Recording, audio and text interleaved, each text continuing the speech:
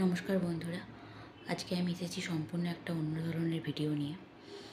আজকের ভিডিওতে কোনো গান আমি গাইবো না, বা আমাদের গ্রুপের সবার গলাই স্তব্ধ হয়ে গেছে। বর্তমান যে পরিস্থিতির মধ্যে দিয়ে আমরা যাচ্ছি আপনারা সবাই জানেন, যে আরজি করের যে ঘটনাটি ঘটেছে সেটার জন্য কি বলবো, বলার কোনো ভাষা খুঁজে পাচ্ছি না। একটা মেয়ের ওপর এরকম পাশবিক অত্যাচার মানুষ করতে পারে, মানুষ কেন বলছে, যাদের মানুষ বলতেই লজ্জা লাগে তারা মানুষ নয়, অবশ্যই জানোয়ারের থেকেও তারা অধম। তো যাই হোক, তো আজকের ভিডিওটা এই জন্যেই করা যে চলুন আমরা সবাই মিলে, যতদিন না এটার কোনো বিচার আমরা পাচ্ছি ততদিন আমাদের লড়াইটা চালিয়ে যাই। পথে আমাদের নামতেই হবে।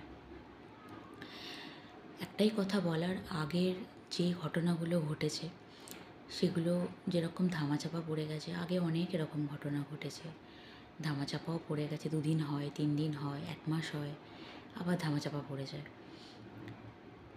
এইটা যেন ধামাচাপা না পড়ে যায়, মৌমিতা যেন জাস্টিসটা পায়, তিলোত্তমা যেন জাস্টিসটা পায়,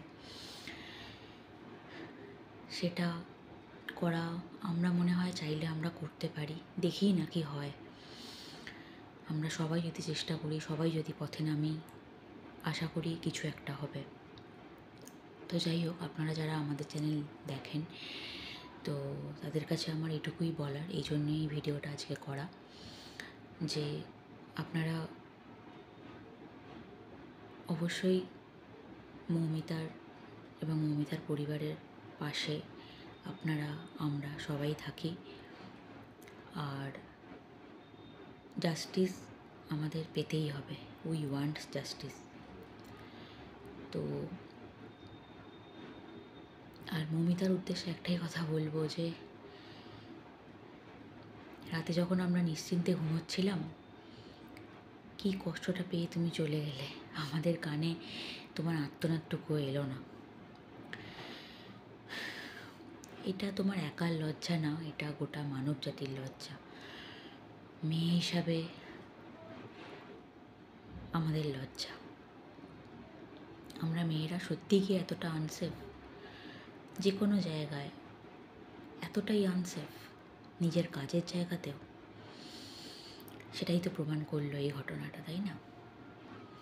তো যাই হোক, এইটা বলার জন্যেই আজকের ভিডিওটি করা, যে এই আগুনটা নিভে যেতে দেবেন না যতক্ষণ না আমরা বিচার পাচ্ছি। তো বন্ধুরা, আজকে কোনো গানের ভিডিও আসবে না, কাল থেকে আবার আমাদের ভিডিও আসবে। আজকে এইটুকুই বলার ছিল।